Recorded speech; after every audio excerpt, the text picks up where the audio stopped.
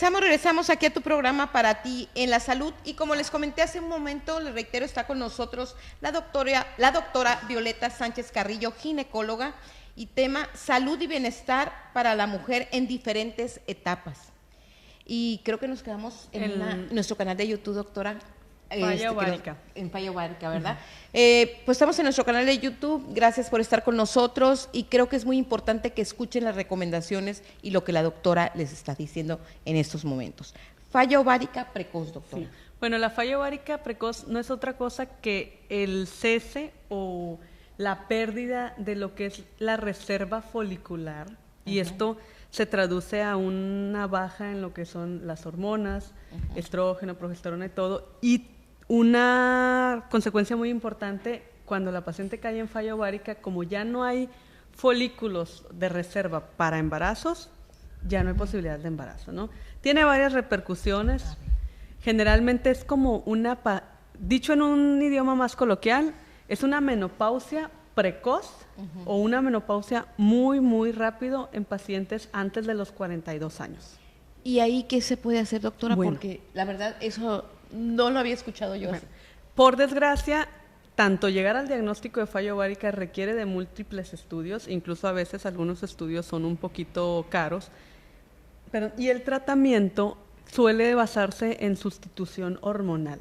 El tipo va a depender de cada paciente, pero generalmente hacemos diagnóstico de falla ovárica cuando tenemos tiempo estudiando a la paciente, hicimos pruebas hormonales, pruebas funcionales, y vemos que no hay respuesta. Incluso son pacientes que dejan de reglar en etapas muy tempranas de su vida, y pasa 1 año, 2 y no volvió a aparecer la regla, ¿no?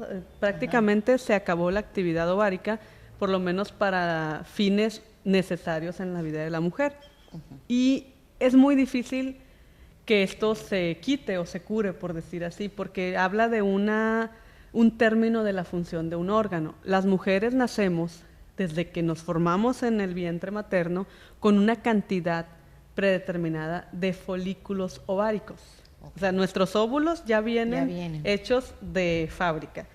Conforme pasa el tiempo, se van perdiendo por el estímulo del desarrollo, el estrés, etcétera, y cuando llegamos a la pubertad, iniciamos el ciclo con una cantidad de folículos disponibles. ¿Okay? Esto es cuando iniciamos la regla por primera vez. Conforme pasa el tiempo, la actividad de la paciente, el tabaquismo, enfermedades, radiaciones, múltiples factores pueden hacer que, aunque yo tenga una cuenta o una reserva ovárica normal, se vayan muriendo los folículos por estímulos externos.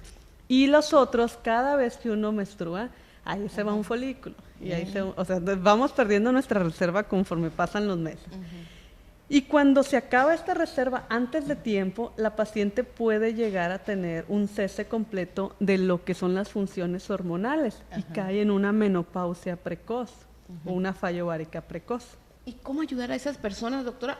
Primero darse cuenta, porque hay personas que ni siquiera se dan cuenta, están pasando cosas y no se dan cuenta que tiene eso, simplemente no se embarazan y no saben ni por qué. Aquí, primero que nada, la paciente tiene que acudir a una revisión ginecológica, porque valoramos un perfil ginecológico, hacemos un estudio hormonal para hacer una estimación de qué tanta función hay y ver dónde está la falla. También se hace estudio ultrasonográfico para revisar ovarios y corroborar si hay formación de folículos o hay presencia de folículos aún por vía ultrasonográfica. Además, existen otros estudios más avanzados, porque tanto el ultrasonido como el perfil ginecológico nos dan una orientación y un diagnóstico de sospecha. Pero clínicamente y laboratorialmente podemos dar un porcentaje muy alto de que la paciente tiene el diagnóstico. Ocasionalmente se hacen biopsias de ovario, que son un poquito más agresivas, casi no las utilizamos, y en otras ocasiones se toman estudios más específicos para valorar cómo es hormona antimulleriana, que son estudios más caros y que generalmente los van a pedir cuando es una paciente que ya entró en un protocolo de biología de la reproducción y están buscando un embarazo, ¿no? Cuando vemos que la paciente tiene ese diagnóstico y busca embarazo, generalmente la canalizamos con el biólogo de la reproducción, porque va a ser una paciente que va a requerir de múltiples estudios y probablemente de hacer, aquí ya no hay captura de lo que son folículos por parte de la paciente, entonces ellas entran en diferentes opciones de manejo para embarazo. Ahora, si estamos hablando de una mujer que ya tuvo bebés, pero de todos modos cayó en una falla ovárica, porque puede pasar después de haber tenido hijos, la paciente generalmente no busca ayuda porque ya no busca bebés. No. Ella dice, pues, no, casi no me bajaba y luego ya no arreglé y nunca volví a arreglar y pues yo era feliz, ¿no? Entonces, estas pacientes suelen tener más sobrepeso, suelen tener otros problemitas, pero los pasan desapercibidos. Ellas también, el hecho de que tú todavía no llegues a tu etapa menopáusica y dejes de arreglar por meses, no es normal a menos que haya un motivo médicamente explicado. Algún efecto de un medicamento que te estén aplicando o alguna cosa que tú ya sepas, a mí no me va a bajar por esto y por esto. Que no es bueno tampoco. Que hay casos en los que se disminuye o se retira la menstruación, sobre todo por métodos anticonceptivos, que no necesariamente es malo, ¿no? Pero si es una paciente que no tenía nada, pues no es normal que no esté arreglando, algo está pasando por ahí. Entonces, desde ahí es un motivo para acudir a revisión. ¿Cómo les vamos a ayudar? Es muy amplio las opciones, cada paciente es individualizada. Si es una paciente que simplemente cayó en falla ovárica, que ya no quiere bebés, va a empezar a tener mayor riesgo de infarto porque los estrógenos bajan y esta paciente va a subir más de peso, o por lo menos tiene mayor probabilidad de subir de peso, va a tener más problemas hablando de la descalcificación. Pero ojo, difícilmente los gorditos sufren problemas de calcio, aunque en pacientes que tengan falla ovárica, como el estrógeno bajó desde etapas muy tempranas, es más común encontrar osteoporosis. Y ahí hay que meter también una terapia de reemplazo o de apoyo. Y lo otro es su vida sexual, líbido, actividad sexual, disminuye mucho porque empiezan a tener cambios en la piel, en la mucosa vaginal, mucha resequedad, incluso alteraciones urinarias. Son pacientes que dicen, me arde al orinar, me arde todos los genitales, y a veces es un motivo de urgencia ese malestar genital que tienen. Nosotros le llamamos síndrome urogenital, porque hay una serie de síntomas asociados a la región genital por falta de estrógenos. Doctora, ¿hay todavía mujeres que no acuden al ginecólogo, que pasan años y no acuden? Sí. ¿Todavía hay? Todavía hay muchas mujeres que no acuden al ginecólogo. Hay pacientes que van por una hemorragia. La causa más frecuente de que una señora de mayor edad vaya al ginecólogo cuando no ha ido en años es porque de pronto empezó con un sangrado o se tocó una bola en la panza y creen que es el ovario, o tiene dolor. Y la otra, las que tienen infecciones o molestias por infecciones frecuentes, que ellas son un poquito más, acuden un poquito más al médico, ¿no? Aunque no sea el ginecólogo, por lo menos van con el médico general, o algunas otras se aplican óvulos y cremas solas. Sienten una molestia y hace unos años una amiga le dieron una. Le dieron una y, oye, ¿cómo se llama? Y va y se la aplica. Se hablan. Sí. Bueno, pues una cosa como la otra es muy mal. Doctora, hace unos momentos nos llegó aquí un mensaje, me preguntan que en dónde está usted, doctora, y que si puede comentar acerca de las mujeres que tienen arriba de los 60 años, que padecen ya resequedad, ¿qué pueden hacer? Ok, bueno, las pacientes que están arriba de 60 años son una población que tiene muchísima atrofia o resequedad vaginal.